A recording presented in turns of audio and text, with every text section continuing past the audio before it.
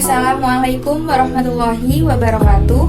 Di sini saya dari kelompok 1 akan menjelaskan tentang sumber-sumber pembiayaan pendidikan.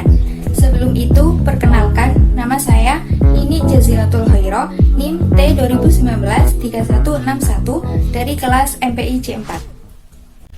Menurut Peraturan Menteri Pendidikan dan Kebudayaan Republik Indonesia Nomor 44 Tahun 2012 tentang pungutan dan sumbangan biaya pendidikan dasar adalah: yang pertama, sumber daya pendidikan pada satuan pendidikan dasar yang diselenggarakan oleh pemerintah dan atau pemerintah daerah yang tercantum dalam pasal 5 adalah anggaran pendapatan dan belanja negara, sumbangan dari peserta didik atau orang tua atau walinya, sumbangan dari pemangku kepentingan pendidikan dasar di luar peserta didik atau orang tua atau walinya, bantuan lainnya yang tidak mengikat, bantuan pihak asing yang tidak mengikat, dan atau sumber lain yang sah.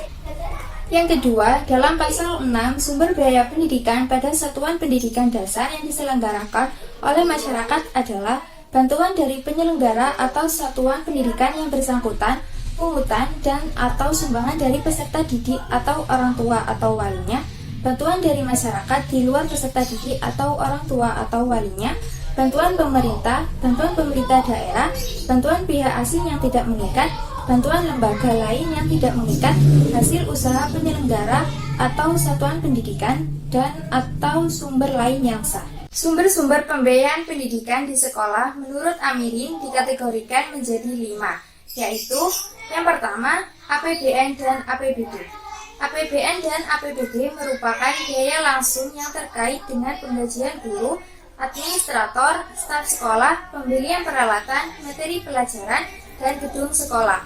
Dana pendidikan selain gaji dan biaya pendidikan kedinasan dialokasi minimal 20% dari APBD. Dana APBD berasal dari APBD provinsi dan APBD kabupaten atau kota.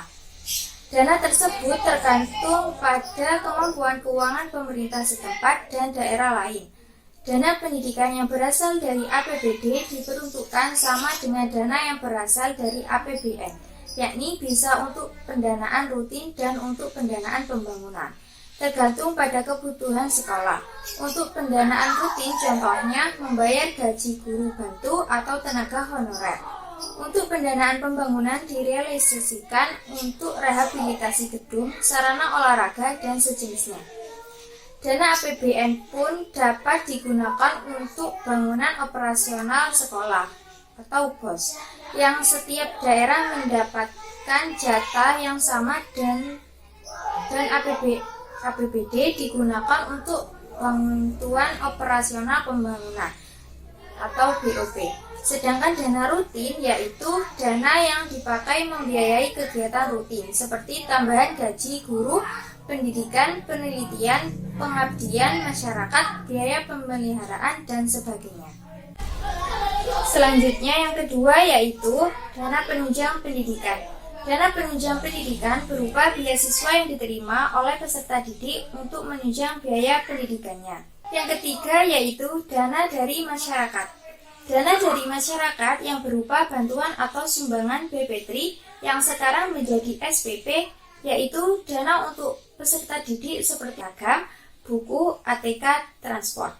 Selain sumbangan SPP, juga ada dana pembangunan, ialah dana yang dipakai membiayai pembangunan dalam berbagai bidang seperti sarana prasarana, alat belajar, media, dan sebagainya. Yang keempat yaitu sumbangan dari pemerintah daerah setempat. Sumbangan dari pemerintah daerah setempat ialah sumbangan yang diterima oleh sekolah dari pemerintah daerah setempat di mana sekolah tersebut berada. Yang terakhir yaitu bantuan lain-lain.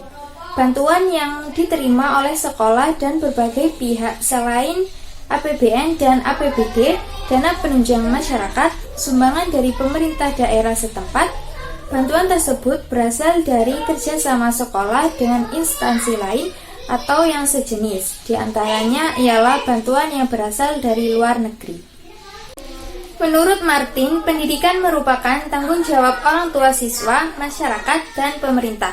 Ketiga unsur ini saling berkaitan dan bekerja sama untuk mencerdaskan kehidupan bangsa.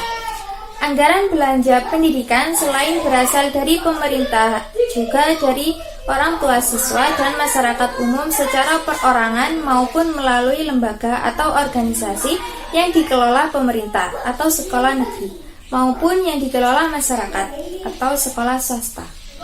Untuk terselenggaranya suatu pendidikan diperlukan pembiayaan yang bersumber baik dari pemerintah, orang tua, murid, masyarakat, maupun institusi-institusi lainnya seperti organisasi regional maupun internasional. Pemerintah merupakan penanggung dana terbesar di antara yang lain sekitar 70%. Selanjutnya orang tua murid sekitar 10-24%, masyarakat sekitar 5%, dan yang terakhir pihak lain baik berupa hibah maupun pinjaman. Sekian penjelasan dari saya. Terima kasih. Wassalamualaikum warahmatullahi wabarakatuh.